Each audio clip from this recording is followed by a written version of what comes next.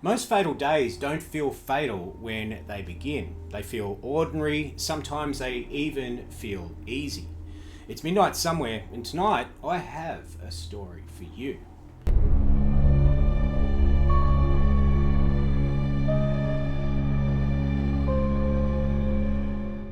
Wyatt, Alex and Will started their day like most weekend mornings. Part-time work, early start, the kind of job you do when you're young and you're trying to earn a little bit of extra pocket money. The farm was quiet when they arrived, fields stretching out under a pale morning sky, the hum of machinery slowly coming to life. Nothing about that day felt dangerous. It felt completely routine. This wasn't cliff work, this wasn't heavy construction, it was just basic farm work, moving grain, the kind of job that looks calm from the outside. But this day was a little bit different in one small way. It was grain day. The bins were full, corn that had been sitting in storage was ready to be moved and sent out for sale. And from the outside, the grain bins looked completely harmless. Tall metal cylinders glistening in the sun, still and silent. Inside, the corn sat piled high, tons and tons and tons of it. Dry, packed together, looking almost solid. Wyatt, Alex and Will were inside the bin together. At first, everything was normal. They stood near the edge of the corn, watching the surface below them, talking and waiting for the flow to start. Light filtered down from the opening above and the air was warm and dusty and smelled like corn. Now the corn didn't move, it just sat there. From inside the bin, it didn't feel like any sort of dangerous place. And when the corn started to move, it didn't happen all at once. The surface shifted slightly at the start and the corn began to slide inwards on itself towards the opening at the bottom of the silo. And for a moment, the boys just stood there and watched it. Then one of the boys stepped forward onto the surface of the corn. Just a few feet and just far enough to break out some of the lumps of corn and help the corn start moving. The others followed onto the surface of the corn, and from the outside, it would have looked like three silhouettes standing on a golden slope of corn. And from the inside, it still felt very safe and very stable. Until it wasn't. The corn beneath the boys' boots started to give way. Not violently, not suddenly. The surface just started dipping slightly, then began to slide downwards towards the opening at the base of the silo. Kernels poured in around their boots and then up to their calves. And at first it felt like standing on loose dirt. Then it felt like standing on something that was physically trying to pull them down.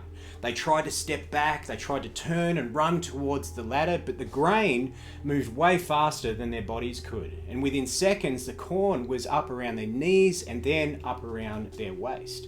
The bin that had felt safe moments earlier was now becoming something else entirely.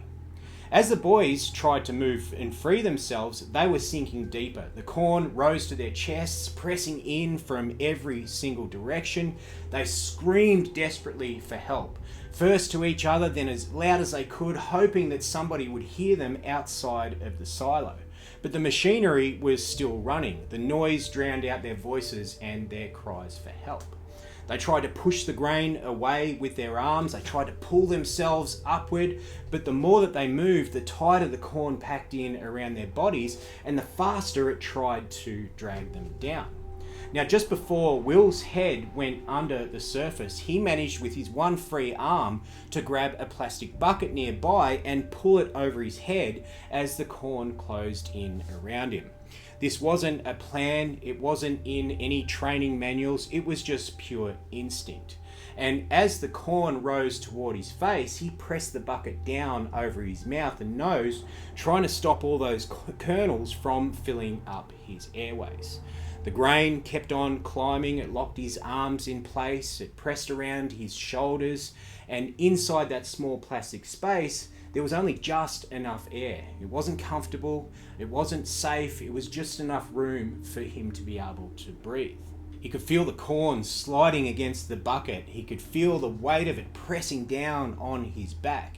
He stayed still not because he was calm, but because moving made the grain tighten and drag him deeper down into the silo. Beside him, the surface continued to shift, and the voices of his friends sounded strained and panicked, and then, very sadly, they faded away till he couldn't hear them at all. Now, the grain was flowing out of the chute like it normally would, and to the operator, everything looked perfectly fine. But then he noticed that the flow started to slow down, and then it stopped completely. And this was a strange enough occurrence that he lifted one earmuff aside to listen, and that is when he heard it. Faint and muffled, frantic screams coming from up in the silo. And when rescuers arrived, they understood the mission right away.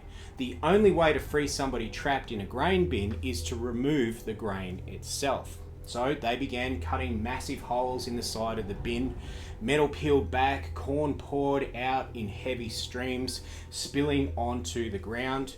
Time moved differently inside the bin, and for the people cutting through the steel, every single second felt frantic. Inside the grain, every single second felt heavier.